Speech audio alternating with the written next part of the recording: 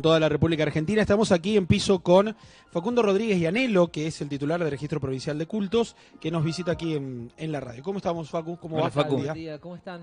Muy bien, Saludo muy a bien. toda la audiencia también. Bienvenido. Bueno, vamos a hablar tenemos varios temitas para charlar. Vamos a arrancar con lo que se ha declarado de interés legislativo por la Cámara de Diputados de la provincia, que tiene que ver con el primer encuentro presencial y la posterior firma de lo que es el acta de la red interreligiosa. Bueno, contanos un poco de qué se trata. Sí, como cuando yo asumí hace varios meses atrás, empezamos con la idea junto a Mariana Bareto de poder formar la primera red interreligiosa de jóvenes. Sí. Que estuviese compuesta, como el nombre lo dice, por referentes jóvenes de distintas religiones. Algo muy plural y con la idea de empezar a trabajar en los puntos en común y dejando de lado las diferencias, ¿no?, que puede tener cada religión. Realizamos en su momento, debido a la pandemia, una primera reunión virtual donde empezamos a organizarnos, creamos nuestro grupito de WhatsApp, obviamente, para empezar a dialogar a diario. Y luego de esto, de ir hablando, de generar algunas cosas, el 13 de agosto se realizó la primera reunión presencial, la cual estuvo fantástico, se hizo en el Salón de la Puntanidad y fue un antes y un después, digamos, Claro. un hecho trascendental para la provincia. De ahí surgieron algunas ideas, algunos proyectos, como lo fue en conjunto con Rocío Agüero, jefe del programa Pinta San Luis, del Ministerio de Obras Públicas, como lo fue el mural interreligioso, por ejemplo, y empezamos a trabajar en conjunto. Entre esas cuestiones surgió la idea de poder darle un poquito de fuerza a esto, de poder darle valor, y por esto nos reunimos con diputados y diputadas del bloque Frente Unidad Justicialista, con Sonia del Arco, con Daniel González Espíndola, con Verónica Garro, con el diputado Irusta. Bueno, no me quiero olvidar de nadie, pero con un grupo de diputados, con Anabela Lucero estuvo presente, Fernanda Espinuza, Eva Morel, no me quiero olvidar de nadie, pero bueno, con todo el bloque en su conjunto. Y lo que hicimos fue trabajar en un proyecto de declaración de interés legislativa esta fecha, como un día importante para lo que es el diálogo interreligioso, la comunicación entre distintos credos. Así que esto fue declarado hace una semana, la semana pasada, nos fue comunicado, y en el día de mañana vamos a estar asistiendo con la red interreligiosa a la Cámara para que se nos haga entrega del mismo. Facu, con respecto a estos propósitos de estar cerca de los jóvenes a través de la religión, es un poco también romper algunos prejuicios, romper algunos mitos, abrir al diálogo por sobre todas las cosas y acercarse a la comunidad y acercarlos a la comunidad de otra manera. Sí, 100%. Esto tiene que ver con dar información principalmente a la sociedad, que sabemos que en la sociedad hay muy poca información religiosa, y en esto yo me incluyo, hasta antes de asumir obviamente el cargo que ocupo actualmente, porque solo conocemos una o dos religiones, y por ahí ciertas religiones que conocemos es por terceros, por lo que nos cuentan, hay mitos, hay leyendas, nos vamos a escuchar de todo. Y esto yo lo empiezo a visorar ahora, que estoy en el cargo, que la gente me pregunta. Claro. Dice, ¿es verdad? ¿Vos fuiste a la iglesia de Jesucristo de los Santos de los Últimos Días, comúnmente llamada Mormones? Claro, Sí. claro. Está por la calle Colón, al lado del Consejo Deliberante. Un lugar donde todos habremos pasado 1.000.000 de veces, los que somos de San Luis, y no hemos entrado nunca. Entonces, bueno, hay muchos mitos. La gente me pregunta, ¿vos fuiste? Sí. ¿Y es verdad que hacen esto? No. Claro. Ah, pero ¿y es verdad que hacen esto? No. Ah, porque ellos no pueden donar sangre, por ejemplo. Claro. Hicieron hace poco una campaña de donación de sangre en conjunto con el Banco Provincial de Sangre, de la cual yo fui, participé, acompañé. Entonces yo digo, bueno, está bueno esto, está bueno contarle a la gente de qué se trata, cuáles son las actividades que realiza cada religión y de qué se trata realmente, de qué va cada religión, Claro. para que la gente sepa, deje los prejuicios de lado, y también, ¿por qué no?, en algunos de los casos que se sientan cómodos y que les guste, pueden acercarse a alguna de las religiones y participar. Bien. Facu, aprovecho y te pregunto de cómo venís trabajando de tu área. Te hemos visto en varios sectores, te hemos visto acercándote a los representantes de diferentes religiones de la provincia. Me atrevo a decir, tal vez, como no antes, el gobierno muy cerca de los diferentes cultos, o con una participación activa y un diálogo directo. Sí, exactamente. Esto, desde que asumí, es un pedido realizado por el gobernador Alberto Rodríguez Sá, también por el ministro Fabián Filomena, quien nos ha solicitado estar muy cerca de los cultos, reunirnos, acompañarlos, escucharlos, y esto lo venimos haciendo desde el primer día que asumí, obviamente en su momento con mucho cuidado, mucha precaución por la pandemia. Hoy el estatus sanitario nos permite tal vez reunirnos un poquito más.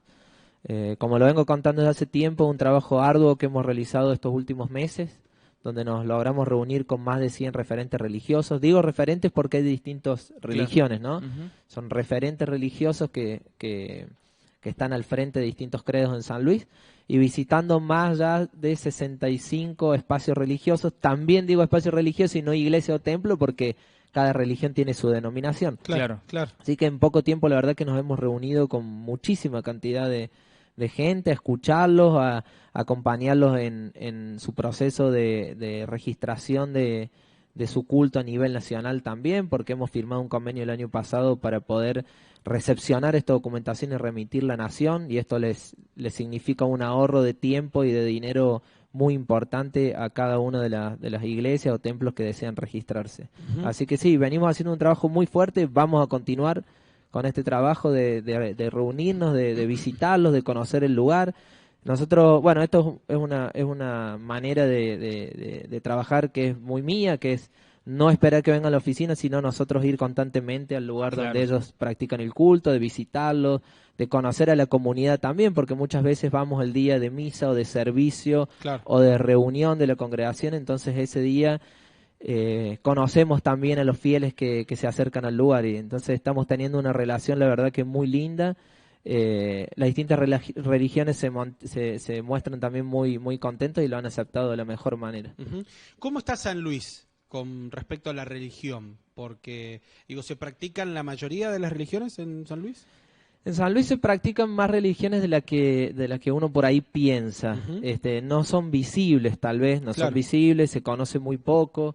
San Luis tal vez sea, a pesar de que en el 2004 el gobernador promulgó o envió, y luego fue sancionada la ley de libertad de pensamiento religioso y de culto, San Luis en ese caso no ha estado al frente o a la vanguardia de lo que es el diálogo interreligioso, la pluralidad, sino que se ha quedado un poquito, y por eso estamos trabajando en este sentido. No quiero empezar a nombrar todas las religiones porque me voy a olvidar de algunas y se enojar, pero quiero nombrar algunas tal vez que para la gente no son tan conocidas o no tienen mucha información, como es la comunidad Bahá'í, la comunidad hinduista, la comunidad africanista. Como lo dije anteriormente, tal vez lo conocen con otro nombre, pero la Iglesia de Jesucristo de los Santos de los Últimos Días también está acá en San Luis.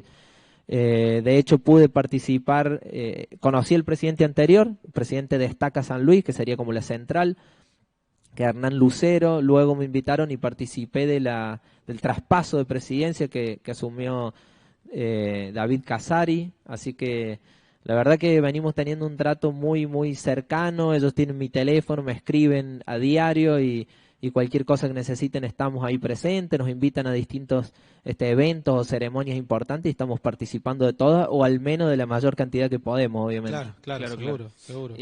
Facu, ¿cómo aprovecho y te saco un ratito del lugar de este representante, como representante del Registro Provincial de Cultos? Y te meto en un poco lo que ha sido, lo que ha tomado, las medidas que ha tomado el pollismo, porque, a ver, la no reactivación económica, porque esto era para todos, dependientemente de la religión y del color político. Me imagino que también los representantes de los cultos te han manifestado esto, porque, a ver, algunos de ellos también apuntaban a esto, al crecimiento, al apoyar a su comunidad y demás. Sí, así es. Ha pasado, bueno.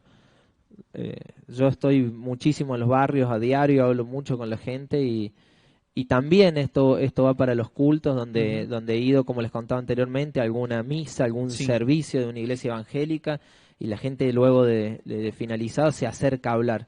Y sí, hay mucha gente que me consulta, me han consultado qué pasó con los créditos, qué sucedió, y bueno, obviamente la explicación es muy sencilla. Digo, hay un espacio político liderado por Poggi que se ha opuesto a esto. Y yo les explico, porque también desde el otro lado se ha llevado mucha desinformación, que si esto es electoralista, que si está sobre la fecha. Yo les cuento que esto se anunció el 1 de abril por el gobernador, se convocó a un Consejo Económico Social, en el que participaron distintos representantes de la sociedad, y fue la misma sociedad la que pidió estas medidas. El gobernador se sentó, las evaluaron, vieron la factibilidad y se dieron las medidas. Y esto, a través de la Cámara de Diputados y Senadores, la bicameral, se le dio fuerza de ley. Entonces digo, se cumplió con todos los pasos que había que cumplir para que esto se llevara adelante, y la gente estaba muy entusiasmada, era como una esperanza luego de tanto pasarla mal por ahí con la pandemia, de sufrir situaciones muy, muy complicadas, y esto era una esperanza que tiene que ver también con empezar a mejorar las cosas, reconstruir San Luis, como dice el gobernador. Y se encontraron con esta situación donde se judicializa una medida no solamente tomada por el Poder Ejecutivo, sino también tomada por la gente, que es lo más importante, ¿no? Porque la gente fue partícipe de esto y fue lo que lo pidió, y también por los representantes legislativos que tenemos en ambas cámaras. Entonces digo, esto es bastante grave. A mí personalmente lo he dicho en algún reportaje, que es una situación que me entristece bastante, no me enoja. Sí lo enoja a la gente, y lo he visto, y lo sé, y lo entiendo. A mí personalmente me entristece porque es un trabajo que se vino haciendo desde el primer día, con mucho cuidado, porque también surge la pregunta que me lo han hecho, ¿por qué no lo hicieron antes? Entonces yo le digo, antes a nivel mundial es esto, a nivel nacional y a nivel provincial. El gobierno de la provincia de San Luis estuvo abocado con los recursos económicos y humanos a combatir la pandemia, a salvar vidas. Y ustedes piénsenlo de esta manera también. Todos vieron cómo fue la logística para poder inscribir para los créditos. Sí, ¿Esto sí. se hubiese podido hacer si el estatus sanitario no es el actual? Imposible. Imposible. Bueno, Imposible. entonces íbamos a poner en riesgo a la gente, y es la respuesta más clara de por qué esto no se hizo antes. No se podía hacer antes. Te planteo un ejemplo. Los PCR, nosotros lo charlamos con Emilia un par de veces. Los PCR en cualquier parte del país tenés que pagarlo. Aquí en nuestra provincia son gratis. Obviamente que tenés también acceso a los PCRs rápidos, privados, pero aquí en nuestra provincia un costo importante el que se demanda, y se hacen de manera gratuita, eficaz y rápida. Claro. Y pensaba, mientras decías esto, que claro, se ha tratado como de...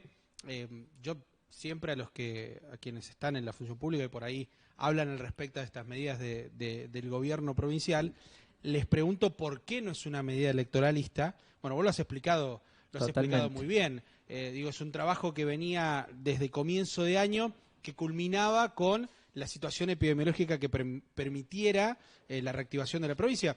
Incluso, yo siempre recuerdo esto, hace, ¿cuánto? Menos de un par de semanas, Sí. Menos de un mes, escuchábamos incluso al Comité de Crisis todavía habilitando algunas actividades que se encontraban restringidas en la provincia, ¿no? Sí, exactamente. Como lo decía anteriormente, el estatus sanitario no lo permitía. Los recursos humanos y económicos estaban destinados a salvar vidas, a la pandemia. En San Luis, como decía Pablo, los PCR es gratuito, no se cobra como sucede en otras provincias. Y creo que la inversión que se ha realizado en materia de salud para cuidar la salud de los puntanos y las puntanas es sin precedentes, es algo impresionante. Al mismo tiempo inauguramos un hospital, el más importante, creemos, de Latinoamérica. Sí. Y la verdad que estas son cosas que se tienen que valorar. Ahora, del otro lado vemos que no es solamente el tema de los créditos, ¿no? Es una cuestión de poner palos en la rueda sistemáticamente. Lo hemos visto en medio de la pandemia. Si nosotros revisamos, vamos a ver que no hubo ningún aporte, ninguna ayuda a colaborar con la lucha contra la pandemia de parte del gobierno de San Luis, sino por el contrario, la desinformación, que las vacunas no iban a llegar nunca, que no había vacunas, vinieron las vacunas, luego que las vacunas no servían y eran veneno, y vimos uno de los principales referentes vacunándose en el centro vacunatorio de San Luis mientras decía que las vacunas eran veneno a la gente. Luego que San Luis podía comprar vacunas y vimos que ninguna provincia lo hizo. Entonces vemos que no es una cuestión de que consideran si es bueno el crédito o es malo, si la vacuna es buena o es malo. El problema es que va en contra de los intereses personales que ellos tienen. Claro. Oposicionismo más que los oposición. antidderechos. Sí, anti todo, Claro, que no había que usar tapaboca, que no había que aislar a la gente, que no había, bueno, en contra de todo lo que no les signifique un rédito político para ellos, lo cual... Hago hincapié en esto, a mí la verdad que me genera bastante tristeza y es muy lamentable porque estamos viendo el egoísmo político en su máxima expresión y no estamos pensando en la gente, que este proyecto político a lo largo de los años lo ha hecho siempre, que es poner por delante a la gente y más aún la gente vulnerable y ocuparse de los problemas de la gente, que es lo que hicimos ahora, obviamente. Claro. ¿Cómo ves? Es imposible no preguntarte, porque incluso estás dentro de la nómina que estará en el próximo 14 de noviembre. ¿Cómo es ya hemos pintado más o menos cómo será el próximo 14? Porque acá hay un contexto totalmente diferente a lo que era septiembre. Digo, en todo sentido, desde la pandemia hasta las cosas que han pasado en este último tiempo. Bueno, la verdad sí, se nota un cambio de humor social, como le decimos, uno por ahí cuando iba a golpear una puerta con mucho recaudo, porque todavía estamos con algunos casos, entonces con tapaboca, con distancia. Yo ando todos los días por los barrios y notaba a la gente con un ánimo distinto. Hacía frío en ese momento. Había casos todavía. Situaciones que son reales, que a la gente le tocó perder a alguna persona, algún familiar, algún amigo, algún negocio que no pudo seguir funcionando. Estas son realidades que obviamente que el gobernador tomó y que por esto son las medidas que se dieron. Y hoy cuando nos toca ir a algún acto, algún evento, alguna reunión con vecinos, ya el humor ha cambiado completamente, la gente ya puede ir a un parque a reunirse, puede juntarse a comer un asado con amigos, distintas actividades que hacen que la gente también cambie el humor. Y cuando la gente tiene tal vez este enojo o esta mala situación, obviamente siempre en estos casos quien termina, como decimos, pagando el plato roto es el oficialismo. Si te pasó algo malo en una pandemia, por más que esté bien gestionado o no, siempre vos tendés a enojarte con la gente que está en el gobierno, y eso es muy viable, digamos, es aceptable, y es por esto que el gobernador en más de una ocasión, y nosotros lo trasladamos nosotros como funcionarios públicos, pedimos disculpas si alguna persona se sintió abandonada, ofendida o dejada de lado o no considerada, pedimos disculpas, porque en esto obviamente tenemos que entender a todas las personas y ponernos en su lugar, y es una situación muy complicada. Ahora, vuelvo a hacer foco en esto, que son dos proyectos políticos distintos. De nuestro lado podemos tener errores como lo tienen todos los gobiernos y estamos trabajando en corregirlo, y del otro lado tenemos cero propuestas. No van a escuchar una propuesta, yo no he escuchado, no sé si ustedes han escuchado. Tampoco. No se escucha una propuesta, lo único que se escucha es crítica, señalar con el dedo, palos en la rueda, lo que hacemos nosotros está mal. Bueno, puede que les parezca mal, quiero escuchar cuáles son las propuestas que tienen.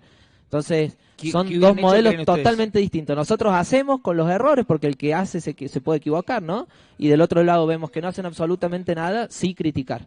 Entonces, bueno, yo en esto obviamente la gente sabe pensar por sí misma, muy a pesar de lo que cree este espacio político opositor, que creen que la gente si recibe algo va a votar distinto, creen que la gente no sabe pensar, entonces dicen, bueno, vamos a meter esta medida cautelar para velar por los derechos de ustedes, porque ustedes no saben votar. Esto es lo que quieren decir, lo vamos a decir crudamente. Ustedes no saben pensar por sí mismos, entonces nosotros vamos a ayudarlo a pensar y que ustedes voten bien el día de las elecciones, porque ¿qué es votar bien para ellos? Votarlos a ellos, obviamente, ¿no? Creen que la gente no puede pensar y votar de otra manera. Dicen, bueno, votar bien para nosotros es voten no a nosotros. A ver, trataron de estúpido al votante. Sin más. En ese sentido, el gobierno provincial no podría pagar los sueldos, ¿no? Porque si pagara los sueldos dirían, bueno, le está pagando y van a votar. Bueno, esto es una preocupación personal, y en esto me quito de mi responsabilidad como funcionario público. Esto es una opinión personal que, como bien decía Emi, de acá en adelante, ¿cómo vamos a gobernar? Digo, si pagamos los sueldos y ellos lo piensan electoralistas, si se anuncia un aumento como se hace todos los años y ellos lo piensan electoralista, lo vamos a poder hacer, lo van a judicializar a través del fiscal, el juez le va a dar lugar. Si pensamos anunciar obra pública, lo van a denunciar y vamos a poder seguir gobernando. No se puede. Esa es la pregunta, ¿vamos a poder seguir gobernando o no? Cuando hagan las casas ahora, que va a ser PAMI para los adultos mayores, tengan cuidado que no llegue el juez a decirle no se pueden hacer casas porque son electorales. Esto, digo, más allá del chiste, esto es un problema de verdad, ¿no? De quitarle gobernabilidad. Piensan ellos que le hacen un daño al proyecto provincial, al gobernador, y en realidad lo que están complicándole es la vida a la gente. Claro. Que aparentemente es lo que menos les interesa, ¿no? Fuera de sus ambiciones personales. ¿Por qué? Porque esto, como le dije anteriormente, esto lo explicó el gobernador el 1 de abril, que esto se iba a hacer, lo anunció. Participó la gente porque llamó a los referentes de cada sector y además pasó por las cámaras de diputados y luego de senadores. Entonces, digo, no es una cuestión el equipo de gobierno se sentó en un escritorio y firmó un decreto desde esa comodidad. se sentó a dialogar y en base a esto se hizo, son las medidas que pidió la gente. Entonces, frenar todo esto de esta manera, la verdad que me parece lamentable y un atropello y no pensar principalmente en la gente. Claro. Bueno, Facu, te queremos agradecer por haber venido. La verdad que está bueno poder charlar de todo un poco. Así que bueno, vamos a volver a invitarte antes del 14, tenemos que volver a hablar. Hasta la próxima. Muchas gracias. Bueno, muchas gracias a Facu, ustedes. muchas gracias. Bueno, 9 de la mañana.